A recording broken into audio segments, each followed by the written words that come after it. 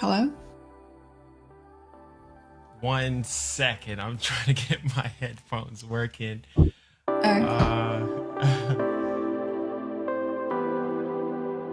let's see. is there a place where this is live streaming to, or? Yes, it's gonna be on YouTube. It's on my channel. Yeah, we've met, right? Yeah, Yeah, yeah. you were a PAX. I don't see you yet, but I recognize your voice. You have a very specific voice. You were a PAX, right? I'm not crazy. Yes. I'm trying to. Oh, there we go. Oh. Hi. Let's see. All right, let me get this going. Okay. All right, so we're officially live. Hey guys, welcome to another developer interview. I have today a veteran game developer, Gwen Frey. Say hi, Gwen. Hey, what's up, man? Okay. So I'm very excited about what you're working on right now, and I think a lot of people would be very interested in what you're working on. So could you tell them a little bit about yourself and what you have worked on before?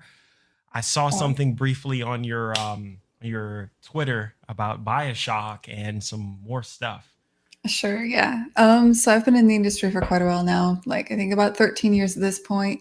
I Wow. started out working on MMOs out in California. The biggest one you've probably heard is Marvel Heroes Online. It's kind of Yes. niche, and not a lot of people played it, but that was my first ships title. Worked on a couple other stuff that didn't ship. I came out to Boston and I worked on Bioshock Infinite, and Hmm. that was a long dev cycle, but that was really worth it. I was really proud of the work we did there. So I worked on that title. I worked on the DLC for that, and then I founded my first indie studio along with a couple of other people called the Molasses Flood, and we shipped the Flame in the Flood. Man, it feels like yesterday, but I guess that was about 3 years ago. Time But flies really quickly, right? yeah, so the Flame in the Flood was like this was my first indie title. This was a game about a girl going on a journey down a river. It was this kind of post-apocalyptic roguelike game where you were trying to survive the elements and stuff. And that launched. That did quite well. It was out on all the platforms. Um, and after that, I kind of like had this really burning desire to make this specific game that was really Yeah. small. It was like a small niche puzzle game. And so I actually exited the company I helped found. Those guys went off and they worked on a much larger title that just shipped called Drake's Hollow. Um, but I left before we started that project and I made something called Kine. And this was a narrative puzzle game. It's this game about these three little machines that dream of being musicians. And it's this game where the story unfolds, but the story unfolds by playing out these puzzles. By completing puzzles, you kind of explore the narrative of the world. And so that was my last title. I just shipped that back. Hasn't even been a year. That was back in November. Wow. And Last what year. platform was that on? That was a launch title on Google Stadia. It was also on PC on the Epic Games Store. It was on all the consoles, Switch, PS4, and on the Xbox. And So you on can get it Xbox. pretty much everywhere. We're going to be launching it on Steam. I'm going to be launching it on Steam in about a month and a half for people that Oh, want it there. wow. Okay. And first and foremost, congrats on the wedding. That sounds very exciting. I'm just literally blown away that you were able to do this, knowing that that's actually going on. So Well, I'm in your debt I right now. I didn't. really I appreciate didn't. We canceled the wedding. The wedding was supposed to be in June, and we canceled it because of the coronavirus. We kept it. pushing it Yes. out, and we're like, we decided to elope, and we kind of like said, all right, sometime in this week we'll elope. And just yesterday, my fiance and I were out, and we found this park that was just deserted, and it was beautiful, and it's gonna be a beautiful day tomorrow. And so at the last Wow. minute, we called the justice of the peace, and we're eloping Yes. with in a park with like a bunch of people we love. So it's not really a wedding. It's like an elopement watch party. Uh, Oh, we were okay. thinking some. sneak in some box wine or something. We'll see. But we're just having like a little. So I'm throwing that together. That's why it was rough to plan when we could do this week because that's tomorrow. I got to figure that out. Figure Still. that out. Mhm. Yes, I'm just so thankful that Chris, because I was talking back and forth with Chris, and then he first pitched it to me, and I said, you know what, if it's possible, for it to happen, just let me know. I gave him my schedule and everything, and he was like, okay, I'll go ahead and ask Gwen if it's possible. So I'm so grateful to have you here today, and tell me a little bit of something about your new game, Lab Rat for Steam. I think Yeah. that's coming out early next year. Early next year, yeah. So Lab Rat's my next title. This is another. I'm building on what I did before. I really liked. I adore puzzle games. I think it's. I think there's a lot to explore specifically in these kind of like spatial puzzles. There's just so much unexplored design stuff to do here. There's just so much that hasn't been done, and I really wanted to keep working on. I really had so much pent up energy from kind. I just really wanted to make another kind of narrative puzzle game. But this one's got a very different tone. This is I was thinking about the puzzle games that I love and what happens to be in a lot of those, and I kind of wanted to capture the moment that we're in right now. Like Yeah. I started this game in about March with a friend of mine, and Wow. I had this feeling like I'm trapped inside, and the only way I can talk to anybody else is through Twitter and social media, and it's all being filtered and monitored, and everything I do is being recorded. And I had this oppressive feeling, like, and I wanted to make a game about it. I wanted to make a game where the only way you can talk to other people is through a computer that is constantly judging you and analyzing you. And I wanted to poke fun at that. Like Yeah. I wanted to really poke fun at the absurdity of the world that we're in today. And so I was trying to think of a way to do this, and I also felt like there was still lots more to do with puzzles, and so I started trying to make a game that married those two ideas. And what I came up with is Lab Rat. You're this Mm. kind of character that has to complete these puzzles for this machine learning algorithm. And the machine learning algorithm is the only way you communicate or progress the narrative is by responding to polls, like Likert polls or regular polls, and giving feedback to this machine, which it will hilariously misinterpret, and it'll come to just stranger and more absurd judgments about humanity based on what you feed into this machine learning algorithm. And so that's the game I'm working on right now. Wow, wow. So could you tell us a little bit? Would there be like any sort of like multiplayer, and what type of engine are you using? Right? Is So it this, like Unreal, or is it something that's like custom? Or yeah, this is the Unreal Engine. wow, It's I the see the Unreal shirt. Engine. Yeah, yeah, I know. I'm a shill for them. I love them. But a lot of this was actually exploring what I could do with Steam and how to make multiplayer that's kind of asynchronous. So I've always loved Death Stranding was really interesting to me, the way it Mm, integrated a lot of you. Death Stranding is not multiplayer, but you're aware that there's other people in the world. And yes. this is something that I just, over the course of maybe my next couple games, I really want to explore. And Yeah. it's something I'm starting to explore here. So all of the data that is collected in the game Hmm. is real. So when the AI, the machine learning algorithm, when it's coming to conclusions about people, when it's crafting this narrative, it's showing you these polls and it's showing you these stats, and they're real stats. You can see how many people have completed this puzzle before you. Like, this is how many people attempted it. This is the percentage that completed it. Here's how people feel about this thing. If you, it'll poll you with something like, do you like guns or do you like the color yellow, which is weird, but like Mm. there's absurd jokes and stuff in there, but you can always see the responses that other people have given to these polls and that sort of thing. And so in that Wow. way, so I don't know if you would call that multiplayer in the same way I don't think you would call Death Stranding multiplayer. It's not. But Yeah. there is a sense that this is real, that there are real people in the world, because there are, because this data is real. It's the collected data from all the players that are playing. Yes. Okay. Okay. I'm getting a sort of like Portal type of feel from this. Like, were you inspired by Portal in any type of way? Well, I mean, it wasn't what I initially intended, but as things progressed, I mean, there's an AI character, right? And the voice is my voice because I mean COVID. So Yes. there's an AI character with like a female voice that's kind of like coming up to some weird conclusions about humanity. So the parallels are very much there. I'm well aware of it, and it's a puzzle. It's a funny puzzle game, and so they're similar. And I don't know. I don't know if I was supposed to avoid doing that or not. I probably should Oh, have tried harder to be less like Portal, but I think being compared to like the best puzzle game of all time isn't really a negative either. So I'm kind of on board with the comparison. comparison, right? Yeah, Yeah. that's pretty good.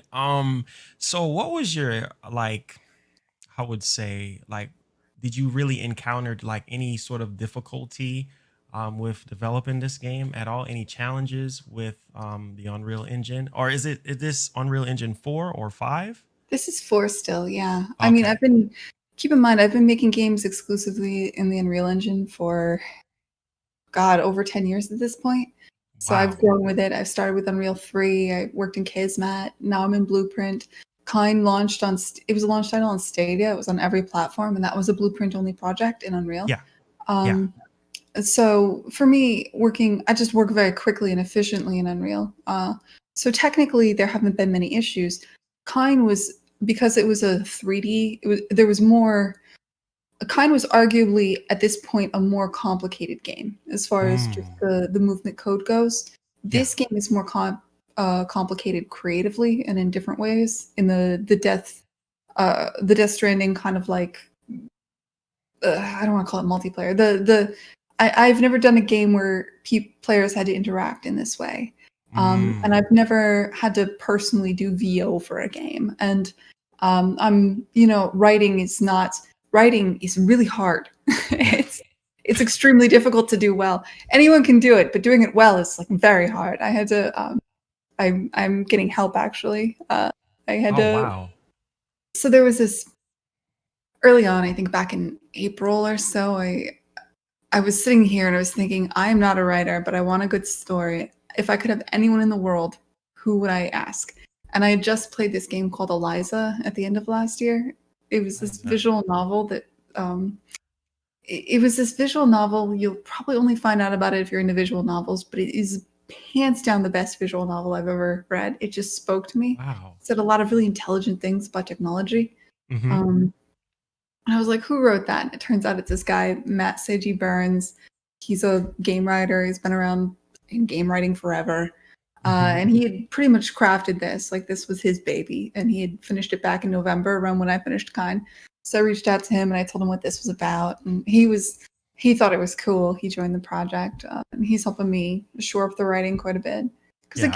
a game with a heavy narrative that you want to be funny, like, it's difficult to write something like that alone, especially for me. I just need somebody to bounce ideas off of. Yeah. And yeah, it's great having him. He's fantastic. Nice. Nice. Wow. Yeah, I looked at the trailer for the game and I was like, okay, this is different and it's just very unique, like the art style and how the game actually plays. It's yeah. It looks like challenging, like it's gonna challenge your mind to make sure that you're making the right, making the right Mm. moves and everything like that. It looks really, really good. Now, a question that I wanted to ask for is Bioshock. Now, how was that project for you, like developing with Bioshock Infinite? Oh man, that was a good time. Like, it was years ago. It was obviously very different because that was a Yes. AAA project. And oh, what can I say about Bioshock? I mean, there's something about there's this sort of moment in any AAA game when all of a sudden it becomes real. And you do have it a couple of times. Like when you decide to pull together a demo and all of these things that people have been working on that are kind of theoretical, that aren't really working, these big ideas Yeah. that are technically in but aren't, polished up for the player to see. Yeah. The game is a lot of this kind of stuff. It's a lot of theory, but it's not physically there. You kind of have to imagine it being there. And Yeah. when you're in a large team, you don't really have the full vision of what each little thing is going to be. I don't Yeah. understand why the pattern matcher matters. And then all of a sudden you have this moment where everybody's like, oh, it's real. We have to make this something that the player sees. And everybody in one moment like works really hard on making the presentation right. And all of a Yes. sudden you have a game. And it's this mind-blowing moment where you're like, whoa, I knew theoretically this was going to happen, but it's crazy watching it actually happen. And I didn't even realize how cool that was going to be. And other people feel that way about your work. And it's this kind of thing that I don't think you can have unless you're in AAA that I Yes. just adore. I'll admit I miss that from time to time. That one passionate, insane moment that happens.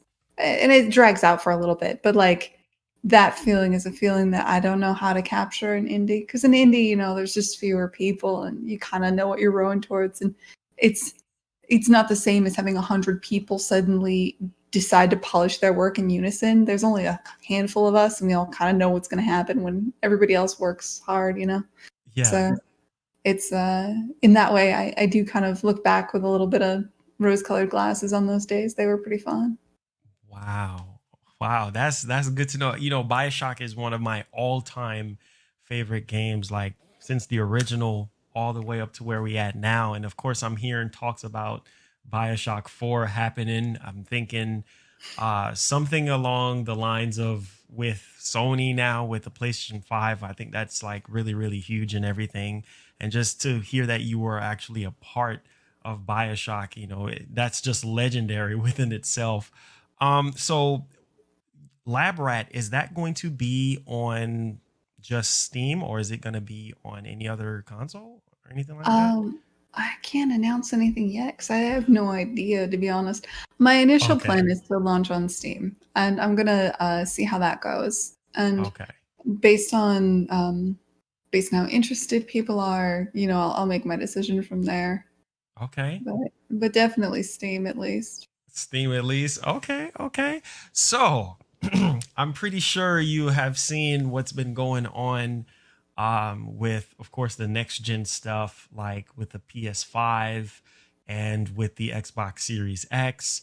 And we know Google Stadia is still going. Not, I don't think it's like really truly successful right now, but I mean, people are still playing Google Stadia. But from your perspective, from a developer perspective, looking at both consoles like the PS5 and the Series X, like how do you feel about them from a development standpoint? And if you were like given, or if you have any sort of like dev kit, like how do you think this will change like the gaming landscape? Because now we have SSD and we have a lot Hmm, more RAM, and sure. CPU and GPU is a lot more powerful. So from your Yeah, standpoint, what can you say to us about, we can start with one or the other first. sure. Yeah. I Yes. mean, they're so different, and Stadia is exciting for various reasons. For Stadia, especially right now during the lockdown, Yes. has an incredible advantage in that we don't need to send consoles out to people.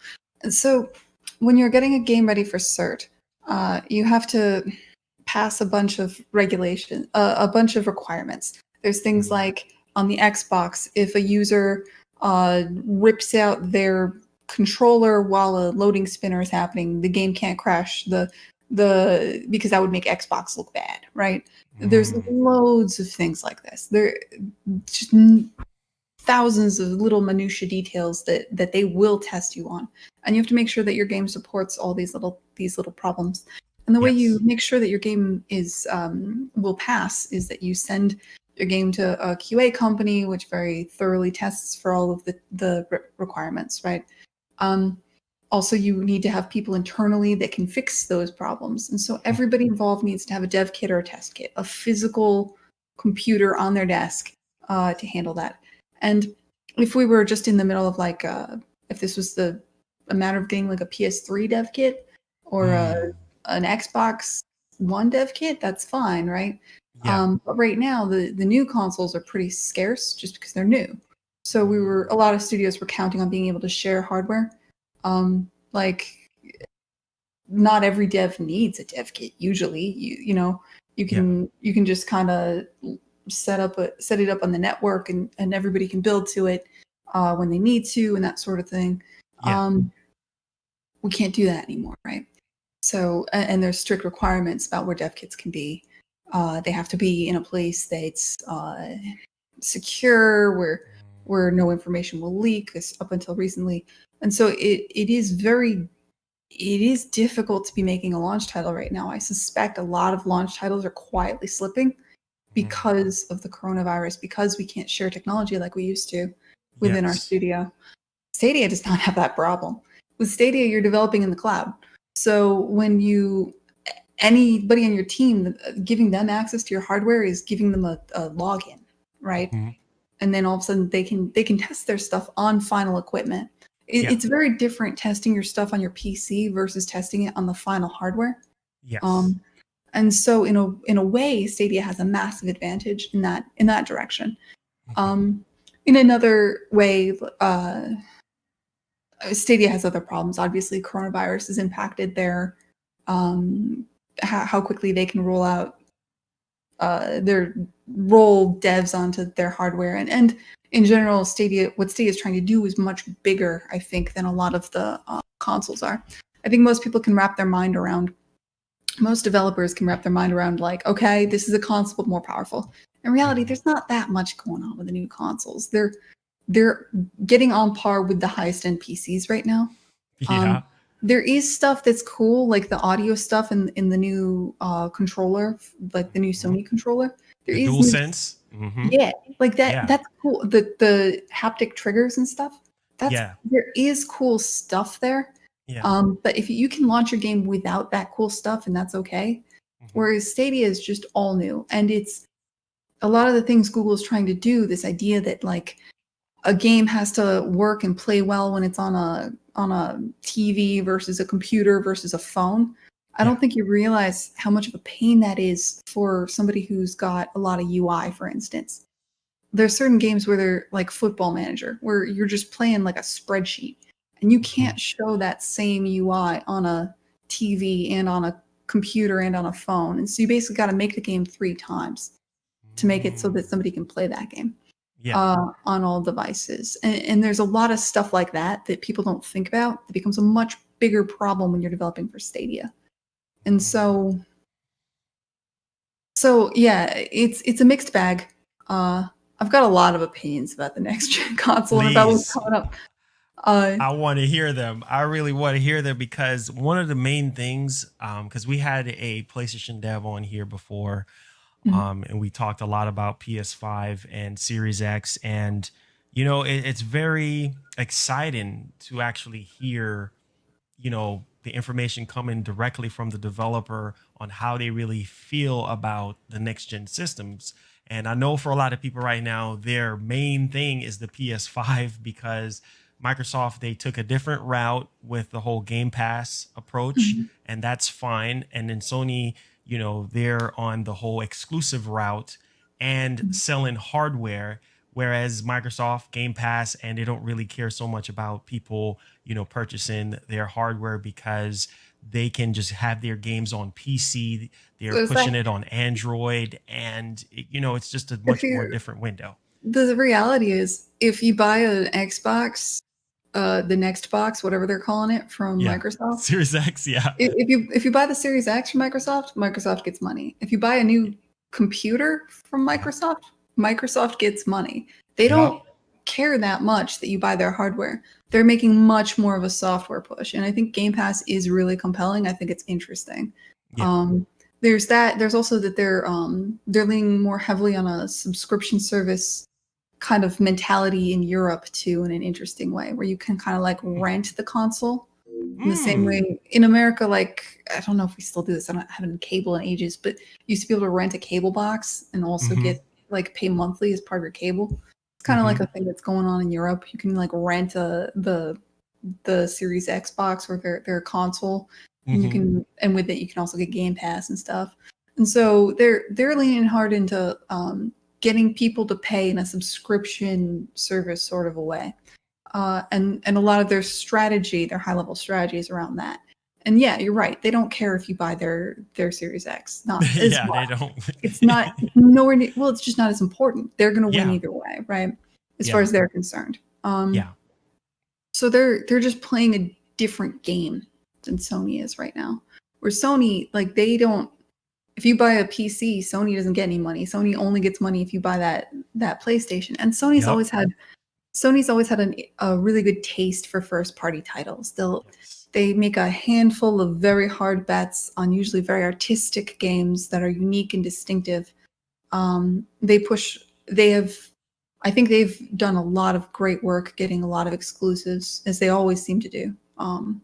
Yeah. So yeah, it depends. If you're a console gamer, I mean, you're gonna get what your friends use, most likely. Actually, like if we're Yeah. being really honest about what pushes consoles, you and your friends are gonna kind of like eye each other, figure out which one you're all getting, and you'll all get that anyway. And Yeah. yeah, so I we'll think see. for, yeah, I think for the most part, a lot of people just, they flock with whatever their friends are getting so they can actually play online. So let me ask you this question because I think this is huge from a development standpoint. And I've seen a lot of developers, come out and say how much easier it is to develop a game now than years ago, like when it comes to the PS5 and that SSD. So I don't know how familiar you are with the SSD and the PS5, but what can you say as far as like the speed of the SSD goes in both systems per se? Like if you had a game that you're developing on PS5 or on the Series X, like what are some of the advantages or disadvantage when it comes to that SSD? Interesting. So I can't really speak to that too much. I haven't worked.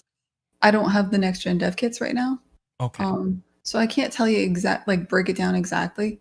Hmm. And up until for this first wave of games that are coming out, I don't, unless they are very much first party, I don't think any of the games that are coming out in the like 3 or 4 months after launch of the consoles will fully take advantage of the consoles. And that's super normal.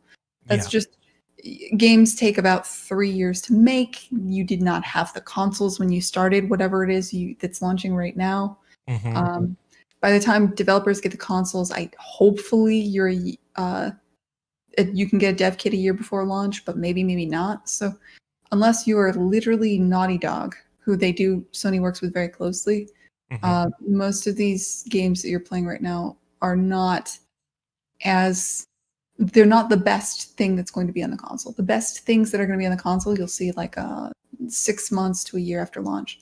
You're going to start seeing things that really take advantage of that SSD and the other unique features of these consoles, I think. Um, but yeah, on the one hand, I believe personally that having distinctive, unique, exciting features in Yeah. your console is it's not something a lot of the third-party developers are going to explore because I can't form my business around making games that exploit a unique, exciting thing for Sony Yeah. for the PS5 because if I do that, if I'm like, this is a game that only makes sense in the haptic controller. And it uses it uses that new Sony controller and it's Yeah. sweet because it uses it and that's what this game's all about. And I Yeah. go and I start making that game and I pitch that to Sony, then I'm either Sony can say no and then I'm screwed. And Sony knows that if they say no, I'm screwed. And so there's no negotiating with Sony.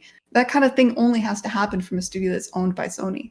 It's Yes. suicidal for a third party person to do that unless you can like get some kind of deal where they fund you up front, but that's pretty rare from Sony. So like anybody that's making something third party, so your EA, your Activision, and so forth, for the most part, they're going to make stuff that's cross platform and that is good cross platform. And so they're probably not going to lean too heavily on anything that's very specific to one console or the other, either way. Mm. And it's very interesting. I don't know. Have you seen the June PS5 event, like the one that was in June, where they showed off all the games running on the console? Like, Yeah, what you saw that? So I believe. oh yeah, from a I'm, developer standpoint, like after you saw everything, right? Like, what was actually going through your mind when you were like, you saw Ratchet and Clank, you saw Spider Man, you saw Gran Turismo, you saw Returnal, like all of that? Like, what was going through your mind? Like, did that scream like next generation? How did you really feel about that? And then we'll talk about Xbox after. Oh man. See, the thing is, I can't say anything other than the most positive possible thing because all that does is hurt my business relationships. You understand that, right? So that it puts me in a weird spot where all I can ever say is, "Oh my God, they were amazing." But I mean, I can focus in on certain things. I think the Sure. the one title that definitely took advantage of the SSD stuff was the Ratchet and Clank title you mentioned. The fact that they automatically loaded those environments very Yes. rapidly. Yes. The thing I'll say is I wonder if like normal people, consumers will even recognize that that's a big deal. Like as a developer, I look at that and I'm like, holy shit, they just unloaded one environment and loaded another one. That was incredibly impressive technically. But I don't Yeah. know if like a kid that's who plays Ratchet and Clank, like mostly teenagers and maybe a lot of us that have nostalgia, right? For Yeah. for old games like that. Like, are we going to be that impressed with unloading and loading an environment? Is that really cool from a design standpoint or from a gameplay standpoint? I don't know. Maybe. I mean, no load screens is definitely cool. I'm on board with that. But the fact that the specific loading out and loading in of a new environment, I don't know how cool that is necessarily. We'll see. There's a lot of things that you don't realize. Sometimes a thing comes along, and after you have it, you don't know how you ever lived without it, and you can't. And everything else feels old because it's not that, right? And so Yeah. the load screen things could end up being something like that. It's entirely possible. But what I saw in the it didn't make for like the coolest imaginable trailer, for instance, right? Like it wasn't Y- like, oh yeah, they load environments real fast. Like that wasn't, that's just not that exciting Yeah. to me personally. Yeah. I thought the cat game was cool. What was it? There was the one where you're playing a cat and they had like the robot heads, like the TV Oh, you heads. talking about what was it? Oh, that looked What was that? awesome. Bug Snacks? No, Is it Bug not Bug. Snacks? Bug Snacks is Um, which game is that again? You said it's like a TV with well, robots. they were like they were Stray? Oh, Stray. right. Yeah, that was Stray. it. Yep. Thank Yeah. y'all. Stray. That one was awesome. I like that a lot. You like that a lot? There's a couple of beautiful ones in there. Sony is good for going for like beautiful, atmospheric, weird games. They seem to have that on lock. Whereas Yeah. I think Microsoft tends to go for like shooters. Uh, Shooters, yeah, which they're trying to stray away from, but for the most part, yeah, that's what I think everybody is actually thinking. What about Kenna? Because that's an indie game. So, I'd have you to saw Kenna look Bridge that. of Spirits. Yeah, I'd have to look that up. I think that one there was one that was just stunningly beautiful. I think it must have been Kenna. Yeah, Um, this girl yeah. going around and she's just like she has like I think it's like a Oh, like stick a or something, like a mhm. wand. Yeah, yeah, she's going around and just fighting people. It looks really good. Looks really, really, really good. And there was another game which it's on PC right now. It's another indie game. Just literally blew me away. It's called Black Myth. It's a Chinese not based off of a Chinese novel. Looks incredible. Mm, I'm just blown away by what I saw. I was like, holy cow, like that just really kind of screamed next gen for me. But yeah, Ratchet and Clank, even the last extended gameplay that we got recently, just how quick you could just transfer from dimensions to dimensions just by a click of a button, and just mhm. so much stuff going on screen. It's just amazing. And even with the dual sense controller, like how you can actually like hear certain things behind you or in front of you or beside you with the Yeah. 3D audio and with the haptics, it's crazy. It is. You know what's crazy to me though? I'm gonna take the counterpoint here. Sure. The games that are the Nintendo makes extremely fun games. And Yeah. they tend to make these consoles that throw back and that don't lean heavily into having the best imaginable rendering and a lot of this stuff. They focus on just gameplay that's tight and fun. And I think Yes. and over I think there is something to the success of the Switch. The fact that the Switch Yes. came out and it's do you think what do you think is going to sell more this year, the Switch or the PS5 come Christmas? Um Honestly, I would say the PS5, only because the excitement for the PS5 is literally through the roof. That just for this holiday, but I think Nintendo, once they show their hand of what they have in the pipeline, because we still don't really necessarily know exactly what they have from a AAA exclusive standpoint. So all we've been getting is a lot of like indie stuff and a little bit of drops here and there. They just did that whole Mario collection Yeah. situation, and they showed off a bunch of stuff from Mario. But a lot of people want to know what's up with Bayonetta 3. They want to know what's up with Metroid Ooh. Prime trilogy or Metroid Prime 4. They want to know what's going on, of course, with Smash. So they really want to see a lot of the AAA stuff. So I think once Nintendo really showcases all that heavy stuff that they have in the pipeline for the rest of 2020 and early 2021, that's when I think everything will start kicking up into high gear as far as sales. But it's still going to really hurt Sony and Microsoft. But just because of the anticipation of the PS5, I think it's huge, and I think it's going to be a big holiday gift for a lot of people right now, because when you look at the lineup of games that potentially would be available at launch for PS5, you're talking about possibly Demon Souls, Gran Turismo 7, Ratchet and Clank. I think they said that it's within the launch window, so within like 2 to 3 months. And then of course Demon Souls. I think I mentioned that. And what else? What else? And whatever else. Apparently, they have some more secrets Yeah. in there that I think will really pull people in. But arguably, right now, if you ask anybody in the chat or just in general out on Twitter or anything, like, what is the console that you're most hyped for? What is the console that gets you pumped and excited for this holiday that you want to buy? They'll say the PS5. Yeah. you know, I think you're uh, right. I think you're right. I mean, it's such a strange year, just because of yes, everything that's going on. It's yes, really interesting to see what happens. Uh, yes.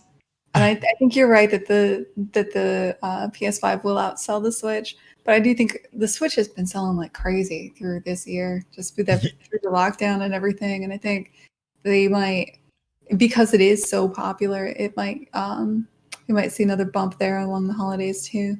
I, Yeah. I don't know, man. I'm curious. I'm excited. I'm a fan of all of this. I love all of it. I love the new Unreal Engine stuff that's promising. I feel like every year that passes, yeah, right? Every year that passes, it gets easier to make video games. This is normal. Like technology marches forward, everything gets easier than it was, and also now there's a new bar to hit. And this is just it's like this beautiful treadmill. Like we're always as game developers, we are always making the things that we already know how to do easier and reaching new heights. And it's just this constant thing. And I was worried this time around. I was like, well, it's the consoles came out, and I think everyone's going to do cross-platform stuff, and it's going to be Yeah. like, it's just, we already see what's coming out because we have PCs. Nobody's really innovating or pushing in the hardware. And then I saw that what they're doing with the Unreal Engine, and I was like, damn, all right, here Yeah. we go. It's time. It's time. What We're what hitting was that your next one. thoughts? Yeah. What was your thoughts on the Unreal Engine demo that we saw On that the next was one. running on the PS5? I mean, like from a Yeah. developer standpoint, how did that made you Oh, feel or think? my first Yeah. thought was like, shit, I got to learn everything again. This is gonna suck. And I was like, well, I got it like a year or two, so that's fine. Those were my first two thoughts. But then I actually looked at it. The demo is stunningly beautiful. I think it will this will change how many artists we need on teams. It will allow smaller teams to accomplish more. Uh, it's just new and exciting for me. Yeah. Yeah. Wow. Wow. That's awesome to hear that. Honestly, I think, with the PS5, with the SSD, with both systems, of course, I just think this is going to lessen the load for a lot of developers, because from what I've been hearing is obviously the Jaguar CPU is like a bottleneck for a lot of devs, and of course the lack of SSD last generation, to be able to load the assets and get everything running smooth, and just to have that free mindset, to do whatever you want whenever you want.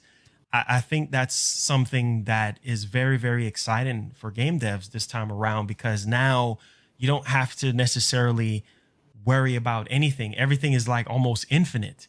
to what Yeah. to what you can do, so you can be more ambitious with your game. And so I'm really looking forward into seeing what you can do moving forward with these new systems. I think it's going to be amazing. I can just imagine, this lab rat on PS5. Like, I just, the load in and just how the assets would be, and just how you could just be able to just have that whole streamlined process on the PS5 and the Series Retrace X. lighting and Ray have tracing. a couple boxes and everything looks beautiful. Really, yeah. I mean, it Yeah. sounds ridiculous, but it's true. And I mean, a part of it is so there won't be that many surprises as far as that goes. How do I put Hmm. it? When we make games, we start out making them for PC, and PC is already like when you make it for your highest end PC. Yes. You kind of start there, and then you have this come to Jesus moment where you realize it's not going to run on consoles, and then you spend a couple months figuring out how you're going to get to go on consoles, and compromises are made in Yes. terms of the quality of the image, in terms of little things like there's this hilarious story in Bioshock Infinite where you'll come up to at one point you'll come up to this kind of like really heavy door. Yeah. We needed to load out one area and load in another one, and we didn't have enough time to completely rework the world and add a hallway because we were so close to ship. And so what we had to do was we added this door on the, and when you're on a console, you go up and Booker lifts the door and he just talks to Elizabeth and has this whole conversation. He's trying to lift this heavy door and it's looping Yeah. animation. I'm just trying to lift this door. It's really stupid. And and he eventually, the other area loads in, and then Booker ends the conversation. He goes through the door, and if you want Yeah. to turn around again, you gotta go lift that heavy door, and that's all that is. It's just hiding loading, and we hated it, but we had to do it, to make it because we couldn't load everything in on the consoles, and that's the kind of stuff you don't see. Those kind of like gross, weird compromises that the developers make. You just have to do a lot of little things like that to get something to work on console. Yeah. Now you don't. Um, but I mean, this is normal. In 6 to 8 years, PC will once again have moved further and further out, and then the difference between the consoles and the PC will get further and further apart, and Yeah. we'll be lamenting the silly things we had to do to get our stuff to work on consoles. And then we'll be launching a new set of consoles. This is like the ebb and flow of how games go. But Yeah. it's exciting. It's always exciting to be a part of something like this. Yeah, yeah, most definitely. I think that's one of the most exciting things, that, like you were just mentioning, the whole thing with Booker and Elizabeth, how you would have to do all of that stuff with the door and everything. Now you don't have to do that anymore. No, You're free now. And I just think one that's door. one of the yeah, I think that's one of the amazing parts, about it, is that you could just do whatever you want now and just be more creative, instead of having that crunch of, oh my God, let's, Yeah, we have this deadline. So let's, I just think that it just hurts the potential of the game, because sometimes you play certain games and you're like, dang, I wish they would have added this. I wish they would have added that to, make it much more of a fulfilling experience and everything. So that's pretty cool. Now, with you guys just developing on the PC and everything. So, do you like ever had the chance to like work with any of the other companies, like Microsoft or Sony, and sort of like have like a strong like relationship, or any oh, sort of way? I'm an indie. I don't think they know me very well. No, Wow. I reach out. I pitch them games. For so I'll go on. I have a relationship in that I have an account manager Hmm. that I can call if I want to, like if I have trouble with the Xbox SKU or the PS4 SKU of Klein, for instance, and Mm. um, I can, for instance, at some point I'm probably going to go to them and say, hey, what if Labrat launched directly into Game Pass? Can I get money for Hmm. that? And we'll have a conversation, and they'll probably be like, maybe, and then it'll pan out or it won't, depending on stuff. So we have like kind of a business relationship. We don't have like a, tell each other company secrets kind of relationship or anything like that. But you Yeah. get something like that if you were like a lot more of a big deal, a lot more connected, or a lot more owned by them. would probably be the Nice. right way to Would be. probably be the right way to be. Like I bet Yeah. Naughty Dog knows a lot about what's going down at Sony for the next bit, but they don't really let us know that kind of stuff. In fact, those kind of secrets are very well guarded for the most part. Yeah, Like, on the strong, and everything is on the strong NDA for the most part. And but I figured, because the last dev we had on, is an indie, he's an indie dev, and he was able to, work with both companies, Microsoft and Sony. And he was actually talking about, how they actually treated him, like how both companies treated him, and how Sony is like really nice, when it comes to indie devs and everything, and working with them and trying to get their visions, see their visions through and everything. So that's yeah. So I figured, it would have been like the same sort of like relationship with you, being that you worked on Bioshock and Infinite, and how that was actually like multi-platform and everything. So figured you would sure. have like, yeah. Yeah, I mean, I have never had much luck with Sony. Personally, I've had more luck with Microsoft, to be honest. Hmm. When I was on the Flame in the Flood, um, we founded the Molasses Flood to ship the Flame in the Flood, and we Hmm. managed to sign an exclusivity deal to have that game be console exclusive with Microsoft for a short period of time. And in Hmm. exchange for that, they did a lot for us. They showcased our game at different shows, like at E3, at PAX. You know how you'll go to these big events and they'll have a Microsoft booth. Yeah. The Flame in the Flood would be one of the games in that booth, and they would invite us to come along and to showcase the game to the press at those kinds of events. Mm. So you get stuff like that. Um, you can get deals with Nintendo if Nintendo likes your game, then you can get into like the Nindies thing. Like Kind was shown in one of the Nintendo Nindies videos, for instance. Yeah. Yeah, you do get a lot of stuff like that. I guess I just think of that more as business stuff. That's really boring. I don't really think Yeah. I forgot that that's like interesting to other people. But yeah, Yeah. I mean yes, you do talk about things like that a lot. The key is to the way you get that kind of stuff too is to be careful never to come out on one console before the others, Hmm. unless you have like some kind of deal for marketing or some kind of money for that. Hmm. Because as a general rule, Sony will be a lot less nice to you. For instance, if you agree with Microsoft to come out on the Xbox first for a couple months, Mm. which is Sort of maybe like a why, time exclusive. which is what we did with the Flame of the Flood, which is maybe why my relationship with Sony is a little different from your last developer. It's not like a Oh, negative thing. It's not like a hurt feelings thing. It's just a business thing, right? yeah. Yeah. Like we're all in this to like I want to do what's best for my game. They want to have the best games on their console, ideally as exclusives for as long as possible, you know. And so this is, and for every game we shake the etch a sketch and we rebuild our relationships new again in a sort of way. Wow. Yeah, that's very interesting. I understand that, like the time exclusive thing where, you come out on this console first, after before the other one and everything. So that's interesting. That's very interesting, because considering that your game is going to launch first on Steam and everything, and then maybe consoles afterwards. Yeah. I think that's one of the biggest challenges now for a lot of devs, is like, getting their games on multi-plats and everything like that, trying to make everybody happy, and making, of course, the developer happy as well. And really, this is very exciting, because when I saw the game and everything, I was like, okay, this is different. It puts me in mind of Portal. I was getting that feel from it, and I was like, okay, it's early 2021. Interesting. So are you going to have some sort of like, would this game be a part of any game show coming up or anything like that, where we can get like a full sort of like insight on it?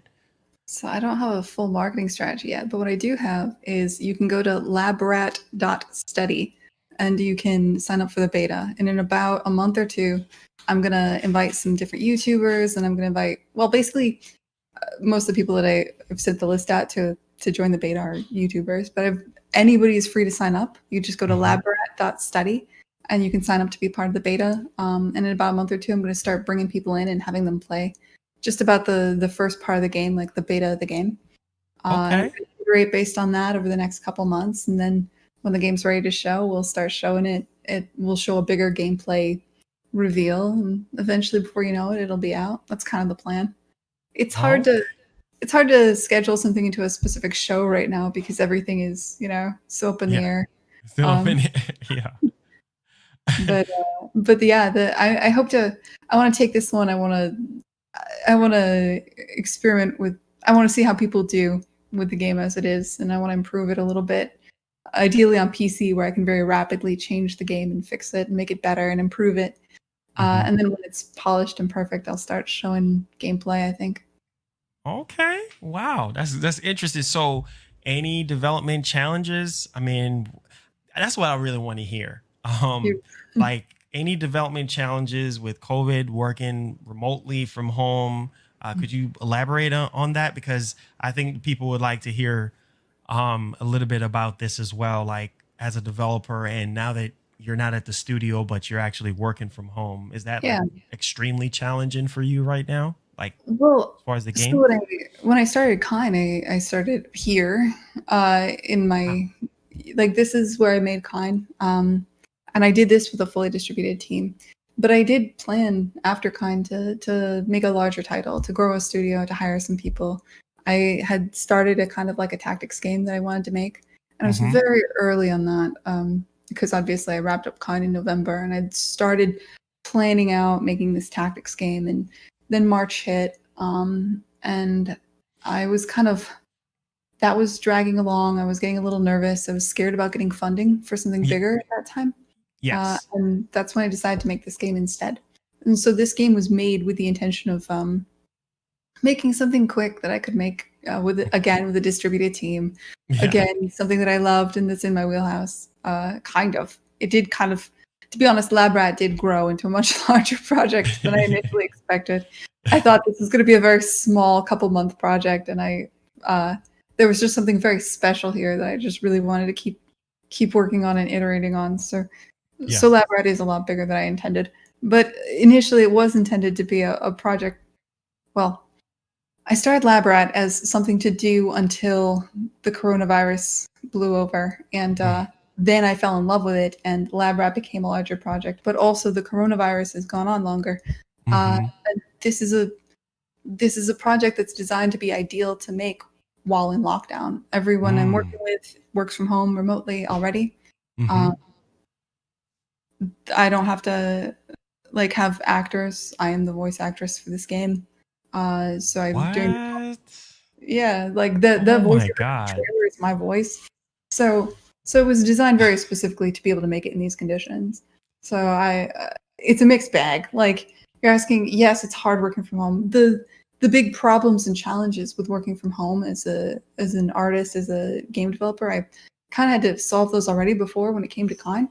So Yeah. I'm pretty well aware of like why that's hard and how much I hate it. And I already was trying to move away from that, and we're just delaying the moving away from that for a little bit until the Ye- virus blows over. Yeah. Wow. I mean, you're a jack of all trades. I mean, that's amazing. You don't really hear that a lot, from a developer standpoint where they do all the acting and the voice acting and everything just by themselves, like that's pretty good. That's really really good. We get in some questions in here. Ask her which platform she loves playing games on. Mm. I mean, honestly, mostly PC. I spend most of my time playing PC games. Wow. Um, Okay. every now and then my Switch, which is why I'm biased. Like, I like the Switch the most. I just have a lot of games I like to play on the Switch. Um, I'm not that much of a. I can't think of the last time I Console played. person. Yeah, not really. Oh wow.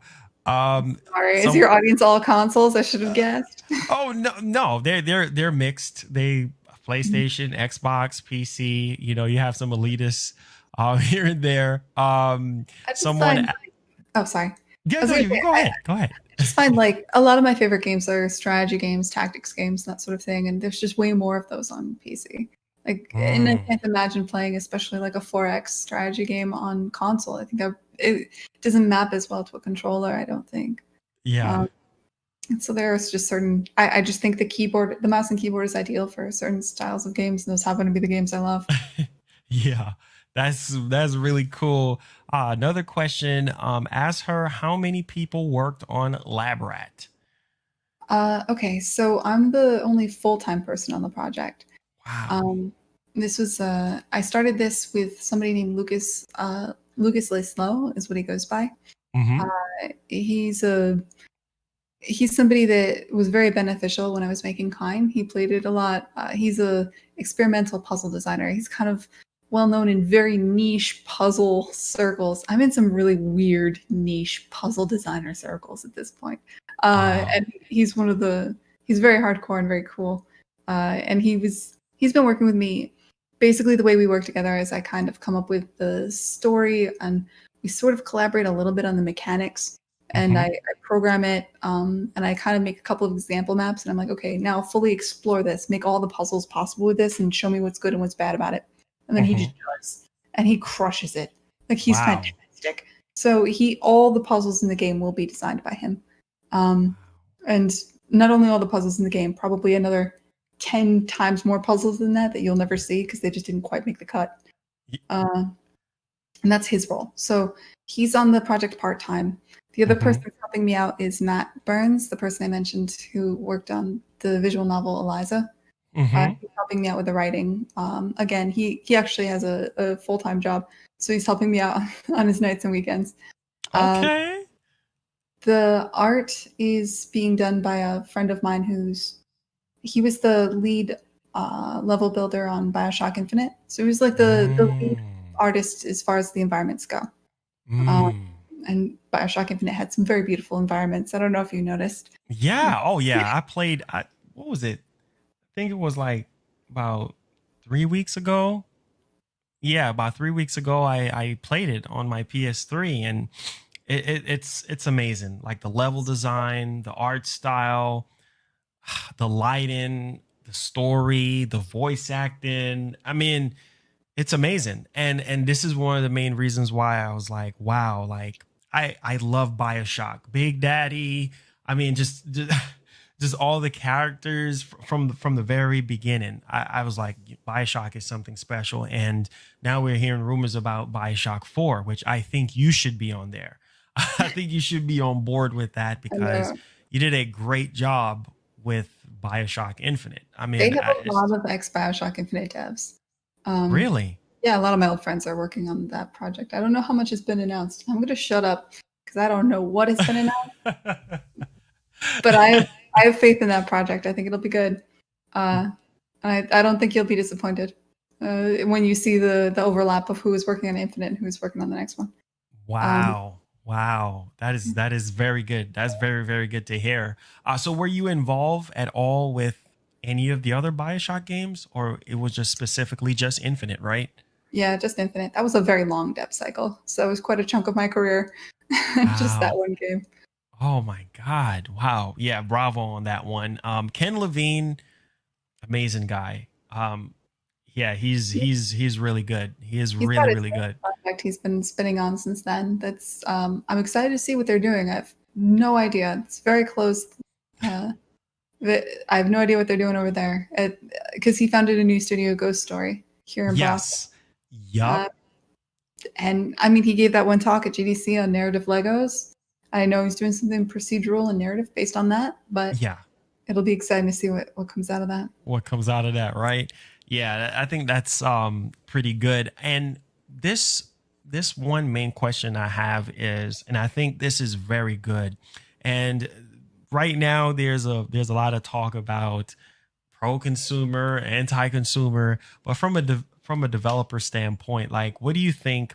Because right now we've been hearing that Sony is behind the scenes. They're going to almost every developer, right? That's the rumor now. They're going through every developer on the third party side of things, and they're trying to get some sort of time exclusive thing going with third party games for the PlayStation 5. And I think that's really good. Whereas with Microsoft, they're not really so much aggressive on that. And I think it's because of Game Pass. So, what's your thoughts on that? Like, just from a developer standpoint, going to a lot of developers and trying to build a strong relationship with them to have some sort of like really time exclusive deal, or just having a solid relationship in general. Oh, I mean, I don't know. I, I don't know what you know, but both consoles do like timed exclusivity is something that's been a huge part of the industry since I've been in the industry for like at least the last 13 years. Yeah. Um, it's a pretty normal thing. Um, I think and it's known that there are different studios that have different kind of stronger relationships with one platform versus the other. Yeah. And I mean, it's business. You generally, if Hmm. Sony came to me with a deal and said, "We will give you X amount of, we'll give you $5 to make Lab Rat exclusive to our console for 3 months," I would immediately go to Microsoft and say, "Hey, Sony's giving me $5 to not come out on your platform. How many dollars are you going to give me to not come out on theirs instead?" Like that's just how this works, right? Yeah. Um, Yeah. and I think they're both doing that in equal measure, as they both always have. I mean, you're saying Game Pass, but these game titles they're launching in Game Pass, I don't think you're seeing them on the, are they? No, I think a lot. Are you still seeing them on PS4? I don't think you are. I mean, I know you're. third party, yes, yeah, they're on there. Mhm. The thing is, I think that the Achilles heel to Game Pass is that you don't really necessarily have those day and date sort of like third party games on Game Pass right away. I mean, that would be phenomenal, right? Like for instance, Cyberpunk 2077, that's not going to be a part of Game Pass day one. And so while Game Pass offers a great value, I just think that that's one of the downsides to it, is that you don't necessarily have all the games that you would like to play day one, so you have to go out there and purchase the game separately. That just So I depends on who they're giving money to and how much. There are definitely there are third party titles that come out day and date and that are paid Mhm, by Microsoft to do so. I think mhm. most likely it was just Cyberpunk was so like the amount of money Microsoft would have to give them to do that would Yeah. be excessive, and I don't think Microsoft was willing to spend their entire budget on that. But I mean, you can take a look at. I used to work at the Molasses Flood. I helped spin up that studio. Drake Hollow just launched day and date on Game Pass. Uh, Mm. Free in Game Pass, also available for sale on the Xbox and on the PC. Mhm. Um, like yes, there are deals. You, there are Game Pass deals where you come out day and date. In fact, I'm pretty sure that's Microsoft's preference for the most part, I believe, based Mhm. on looking at what they're doing. And as a consumer, I'm not breaking NDAs. I don't know anything you guys don't know. Yeah, yeah. Most definitely. I never want any developer to kind of step outside of that zone of, saying something that they're not supposed to be saying. So that's fine. And so with VR, anything with VR, have you worked with Any the thoughts? Oculus? Have you worked with PlayStation VR? Will this game be a part of VR in any type of way? Could you speak on that? Yeah, so I'm not. I don't have any intention to bring Labrat to VR initially. It is something I've played around with. I worked for a while. I would contract on different projects for fun, and one of the more interesting ones, I picked up a contract working for NASA on a game called Mars 2030, where they Mm-hmm. took this. They basically took 3D scans of Mars, and they let you walk around on Mars in VR, and like Mm, drive a little Mars rover and things like that. yeah. Uh, and it was an interesting experience to work in VR. It is especially trying to explain this. So I remember I would spend the entire day working in VR, and my job was to figure out how to make it so that to solve for the elbows. Like we knew where Mm. somebody's wrist was, we knew the angle of their wrist, we knew their head, figure out where their elbow should be mathematically, and make that the case in VR. And that was like my project for a couple days, was like figuring that out and getting that to work. Um, and I remember at one point I took off the headset and I just didn't believe my arms were my arms anymore because I was used to Wow. the astronaut arms with the thick astronaut suit, and I was like, this isn't Yeah. real. These aren't real. Like, and it just took a while to like mentally map myself back to my own body, which was bizarre. VR is a weird thing. I don't know. I don't know if it'll take like I don't know if this is the future. I think some part of AR is the future. I think we're moving towards it. I think there was too much VR stuff launched too early and made a lot of people nauseous, and now people are over it. They think of it as a toy. It's in a similar Mhm. way like the guitars from Guitar Hero and stuff. People are like, "Oh, that was a fun toy that we put in our closet, and now we're done with it." And it's going to be hard to get people to pull that stuff back out of their closet. Mhm. Uh, and I think Half-Life Alyx was a move towards that. I think having a major AAA title uh, Mhm. pushed some units, and I think that was a good thing. Um, I don't know what it's going to take to get mass market adoption of VR, especially because it doesn't look like you've clearly been following Sony closer than I have, but I haven't heard much. Sony's not like pushing VR for PS5 initially. Are they?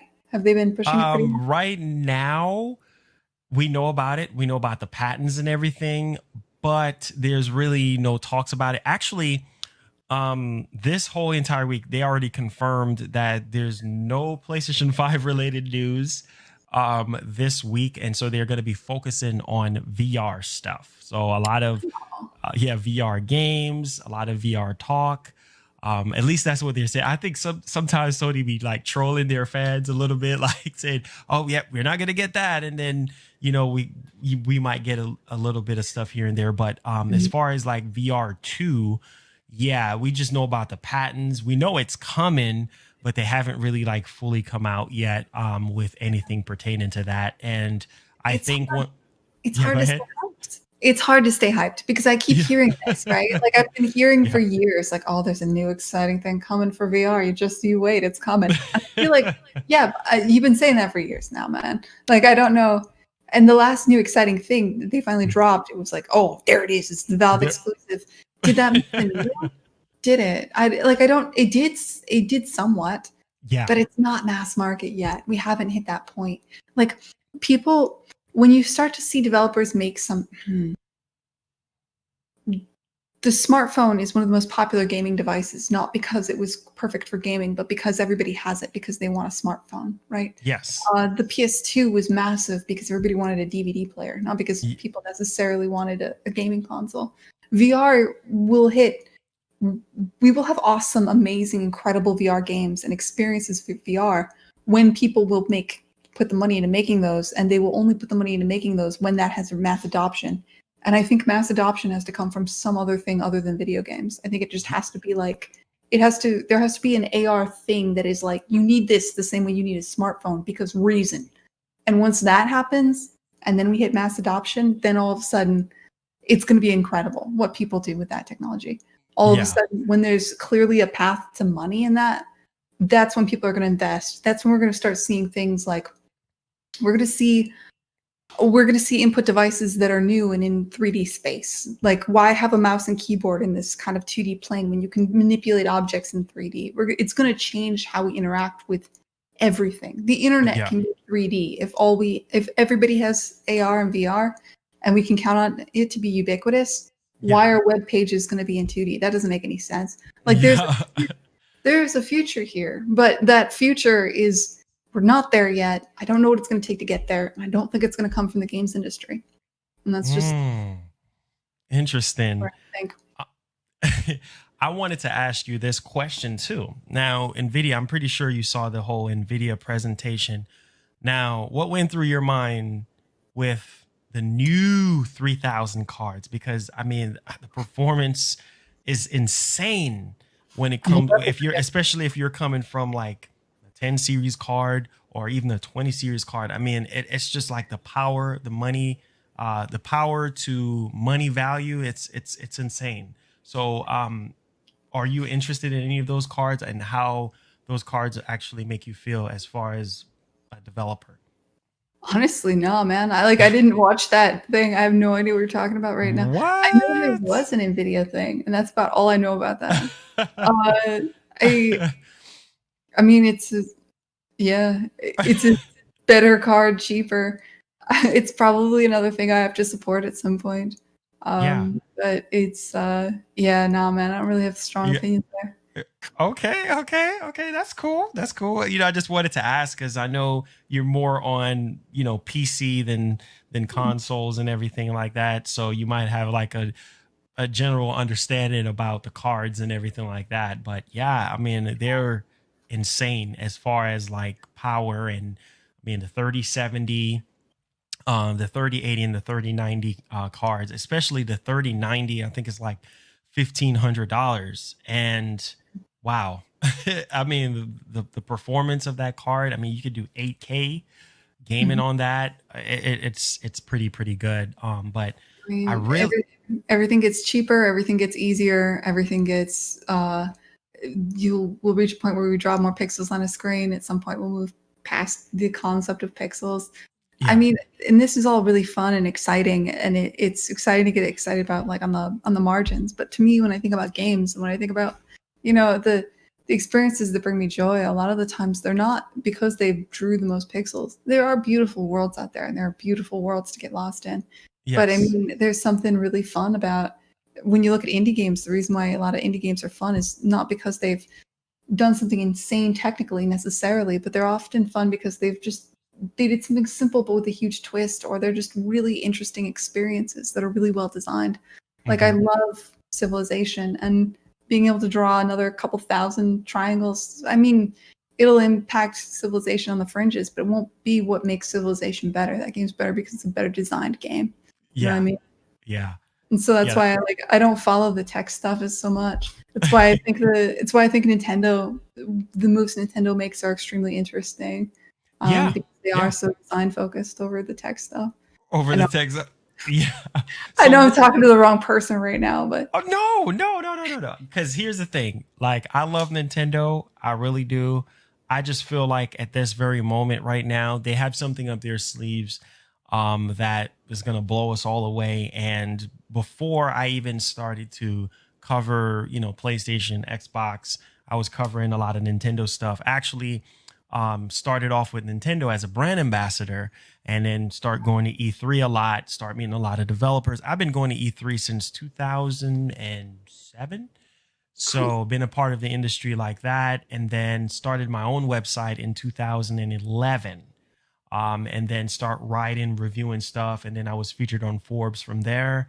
Then I branched off, and then I start doing my YouTube channel, and then just trying to bridge the two together, and then have a lot of very solid relationship with the companies like Microsoft, Nintendo, and Sony. And so I've been put in positions where I get to see behind the scenes on a lot of things, when it comes to from a development standpoint and also from a marketing standpoint as well. And so that's the beauty, I think. After all these years of being a part of the industry, I think that's one of the crown achievements that I have is just being able to, see how all the strings are being put into place to make the show happen, that type of stuff. And I think it's just amazing to see where gaming is going right now. And I think one of the main tip away question I have for you is cloud gaming. Like, how do you feel cloud gaming is going to be like future wise, like because I know right now it's based off your internet and it's kind of like a little bummer for a lot of people, and that's probably why I think Stadia is not extremely successful right now because of that. And so what do you see, and also with Microsoft Yeah. pushing to mobile, because I do have um the Note 20 Ultra. And it's really cool because I got the phone early, and I got Game Pass on here, and I was able to play it. And it's really based off your connection because it could be a lag fest. Like, yeah, you could be driving and you're just like running off the road. Like, I was playing Forza Horizon 4, and I was just like lagging like really bad. So, could you elaborate on cloud gaming a little bit more, like on what the directions you think it will Yeah, be like in the next 5, 10 years or so? 5, 10. Oh man, nobody knows what's gonna happen in 10 years. Nobody knows what's gonna happen in a year right now. This year's been insane. But I think a lot of people are counting So a huge part of mobile cloud gaming, like what you're pointing out right there, is Mm-hmm. pushing the need for 6G. We already have 5G. We've got this. People are wondering, why do we need 6G? Do we really need to be able to stream to our phones? Mm-hmm. You can buffer video in a certain amount of way that you can't necessarily buffer video games, because you don't know how somebody's going to. You don't know what the next couple of frames are going to be. Somebody could change direction, and then all of a sudden they need different frames. So we need a 6G suddenly becomes a lot more necessary once you have something like streaming games versus streaming video, um, which you can't buffer or anything like that. Yeah.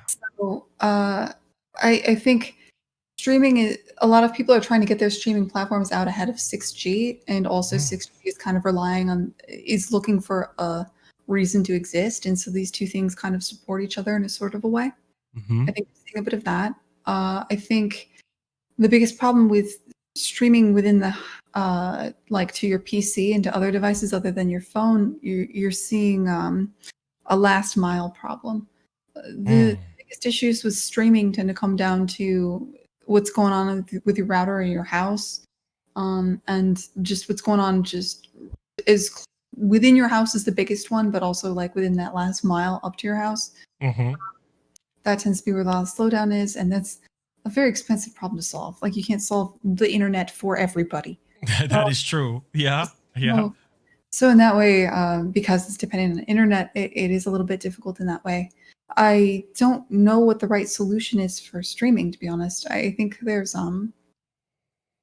I look at Stadia as this beautiful thing with a great deal of potential, and I have a great deal of excitement to see what direction they push it in.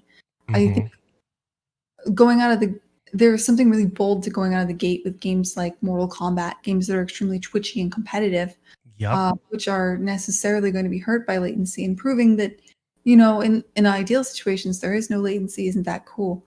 But I Mm-hmm. think there's probably a lot of hunger among consumers for it, there's a lot of hunger amongst consumers for I don't think streaming games, or sorry, I don't think twitchy kind of games like this are necessarily the best use case for something like Stadia.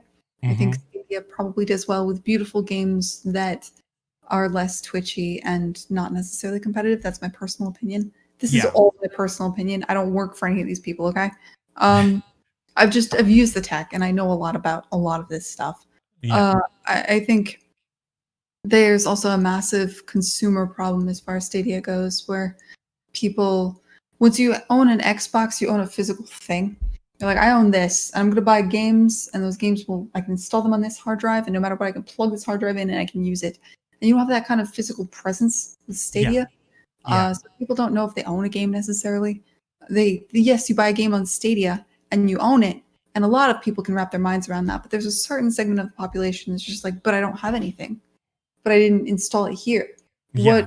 What if it just goes away? And so I think, in a way, Stadia leans really, it lends itself really well towards something like a subscription service, which is why I think Microsoft did something extremely smart by bundling X Cloud into their Game Pass service. I think subscription services and streaming tend to go together in a way that's really natural, like Natural. Yeah. natural for people to wrap their minds around.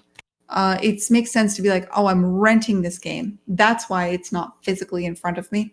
Like, there's Mm-hmm. something about that I think people understand. Mm-hmm. Which is, and I don't know if necessarily the world just needs to change. I think more and more we're owning digital content. More and more, well, we're doing both. Like, I pay for Spotify. Yeah. I subscribe to all kinds of things. Yeah. I think maybe Stadia will end up becoming more of a subscription service, maybe not. Mm-hmm. Uh, like right now, pushing as they are as a storefront is a really bold and interesting move. Mm-hmm. Um, I am excited. I'm just really excited with the potential of Stadia. I think a lot of the things that could come out of Stadia are what game experiences that couldn't exist beforehand. Mm-hmm. Things that really take advantage of cloud computing. Things that really take advantage of the fact that you can be on multiple devices. And there is something just so beautiful to starting a game on your computer clicking Mm-hmm. a button, moving it over to your tablet, walking throughout your house, clicking a button, and now it's on a different screen. Yeah, And I've seen that work, and when that works, it's amazing. it's Like, it's amazing. like living in the future, right? Yeah. Um, and so there is also this other argument, which is like once people get used to this, they won't be able to play games any other way. Mm-hmm. Uh, but yeah, it's early. It's early, and I don't know which direction this is going to go in yet. I'm very, Wow. I'm so excited to have been able to be a part of that early on too. Like that, Y- that was cool. I'm excited Wow. to see. I think Microsoft is taking a much more, how do I put it, conservative approach Mm-hmm. to rolling out their xCloud. I think by combining it with Game Pass, by allowing people to both own and download the game and also stream it, they're kind of like creating a bridge that Mm-hmm. allows people to kind of understand it a little bit more in that way. Uh, Okay. so I think Microsoft is what they're doing is intelligent in a way. I think what Stadia is doing is moving boldly into this space and is Yes. I think arguably kind of almost cooler. Yes. I think a lot of the as somebody who's worked with Stadia, they're committed to this and they are doing a lot of things that are very, very interesting under the hood. And I'm excited to see the full potential when we start to see games that really take advantage of what they got going on. Okay. Okay. That's good. That's good. Oh my God, this was very, very good. I really do appreciate having you on and can't wait to have you on maybe in the future sometime again and maybe some sort of giveaway for a lab rat or something like that. I think that would be really, really cool. So my last and final question for you is just wait for it. Wait for it. Here it is. What is your favorite moment out of that 13 years of being a developer? Like what was the highlight for you? Um, well, there's so many little moments. It's hard to pick one. I mean, it's Wow. always It's a going to be lot the of yeah. Well, there's so many good ones to choose from. I mean, it's every time I go to a show and I see somebody cosplaying as Elizabeth, and I have so many photos where I've just they have no idea who I am. I just run up, I'm like, "Hi, you're Elizabeth from Bioshock," and I just take like a selfie with them. I yeah. don't explain it, but like I worked on that character for years, and so I just have loads of selfies of that. Or it's when that's when I showed Kine at PAX, and there was this little girl who knew all. She was like 6 years old, and she knew all the characters' names. She came Hmm. up and she played it, and she played it better than any of the adults. It was incredible to watch. And she, like, I gave her a T-shirt, and she pointed to the characters, and she said who they were. It's those moments, man. It's those moments when you reach people, when you Yeah. realize that like you've done something, you made something that reached somebody, and Yes. that's just the best feeling. Like, there's just never ever going to be anything better than that, you know? Yeah, yeah, most definitely. That's one of the crown jewel things. I know you got to be preparing and stuff for your wedding tomorrow. Congrats on that. Thank you. Congrats again. And I'm just grateful. Like I said, I didn't even know that this was going to happen, so I'm very thankful. For Chris to put this together and everything. And I would love to have you on in future like interviews or so. Yeah, before the game launches, I'll make sure I come out again. And Okay. for anybody that's watching this on Twitter, I'm Dire Goldfish. Uh, Yes. and yeah, it's probably the best way to find me. That's the I'm like, best way they can reach you. Dire Goldfish. yeah, if you want to follow my YouTube channel, it's Gwen Frey, the TA. Gwen Frey. Um, What are you doing there? You I was just stream or you play yeah, games? I back up some of my Twitch streams there. I've put my trailers there. I link to some of the talks I give. I try to do like it's probably not for like gamers. It's mostly for game developers. But behind the Oh, scenes videos and how things are made, like the really nuts and bolts kind of stuff, I put there. Also, okay.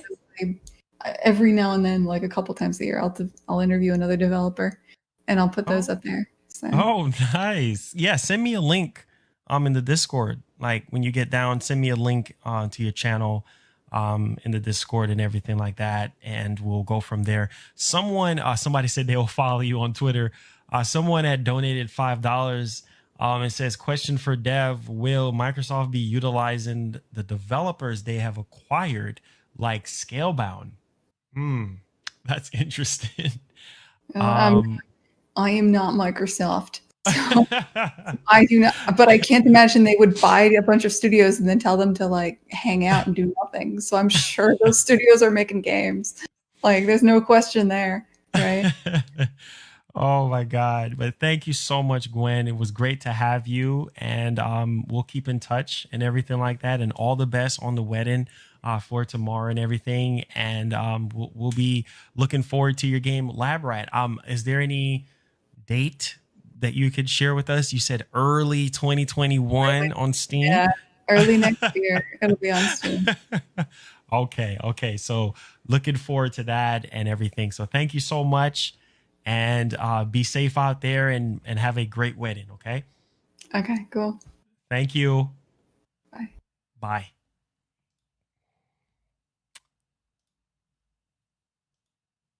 All right, guys. All right. So there you have it. There you have it. I tried my best to um give you guys as much information as I could and everything. I see some people just saying all type of stuff. Oh my God, you guys are something else, for real, for real, for real.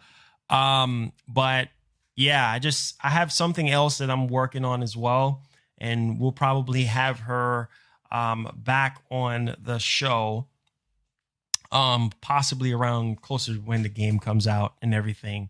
But I have another developer that I'm actually working on right now as we speak. They just emailed me back, and they're actually this is like a new studio, right? Like a new studio and everything like that. And they're working on PS5 and Series X games. So yeah, my guess is that they have the dev kit and everything. So hopefully I can get some more information out of them. Their rep just emailed me, so I'm gonna go ahead and try to see how I can actually put that together. So I'm trying very, very, very hard, guys, very, very, very hard, to give you guys as much info as I can. I'm trying to separate myself from a lot of channels rather than just regurgitating the same, game and news stuff. Try to have developers on here, try to have some exclusive stuff and everything like that. So hopefully you guys got a kick out of it, that you guys, appreciate it. I know she couldn't really get to go in depth on PS5 and Series X, or, having the dev kits and everything, which all of that stuff is on the NDA anyway. But it was really, really cool to hear her standpoint as far as, both Sony and Microsoft, and of course Nintendo and everything. But trying to grind for you guys. Yeah, make sure you guys go ahead and follow her on Twitter if you guys would like to do that. I'm already following her already, so just make sure you guys go ahead and do that. She's an Xbot. Yeah, she's more of a PC person than anything. So there's her stuff. It says, "Thank you for all that you do, Marlon. Even though people in the chat, yeah, people are gonna be disrespectful and things. That's why I try to time certain people out and everything like that. But like I said before, I'm trying to work very hard here to get developers on here so that you guys can have concrete information about the PS5, about the Series X, or just general understanding from developers, So I appreciate you guys for tuning in and everything like that. Hopefully I'll have the next dev interview maybe sometime this week. Maybe it might be tomorrow. Maybe it might be the day after tomorrow, but we'll see. We'll see. But this is the next dev interview I have. I do have the Godfall devs as well in the pipeline, but this other developer, which I'm going to leave it as a surprise for you guys, there are a new studio right now, and they're developing for PS5 and Series X. So that is very, very exciting and everything. So can't wait to share more stuff with you guys. So love you guys so much. Thank y'all so much for tuning in. If anybody wants to do the timestamps. Just do the timestamps in the comments, and I'll heart it, and I'll actually pin your comment. If you don't mind doing that for me, I really, really do appreciate you guys so much. And the fact that she was able to do this, and she's actually getting married tomorrow, was actually really legendary. And so I really, really do appreciate Gwen for coming on the show. So stay tuned. I'll have something special cooking up for you guys. Love you guys so much. Be blessed. Be easy. We out of here, man. Peace.